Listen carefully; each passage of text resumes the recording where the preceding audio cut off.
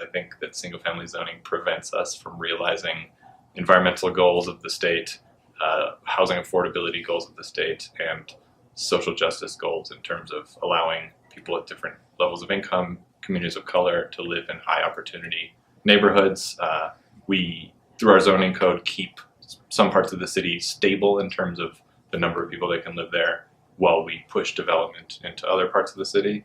And that causes a lot of problems in terms of, especially when we invest in transit near those single-family neighborhoods. We are focused too much on future new development, and we're allowing our existing neighborhoods to deteriorate in certain ways that are detrimental to the overall housing stock. So as we're trying to focus on producing more housing, we have to really think about preservation, but not just preservation in terms of buying up the units, but figuring out more ways for people to effectively own units and to stabilize the changing rent situation with a lot of these smaller privately owned affordable units. There is a political shift happening in the state because we've gotten to a breaking point where the housing shortage is so acute that people are getting evicted, families have to leave, people get pushed out of their own communities, kids go to college and they can't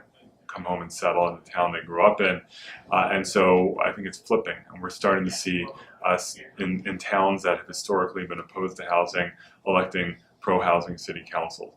The legislature this year passed a series of very aggressive housing reform and funding bills that I wasn't sure if it would be possible, but the legislature has become very pro-housing.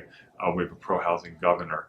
So we have a lot more work to do, but I think the political landscape is now positive for housing, and we have to strike while the iron's hot and keep pushing.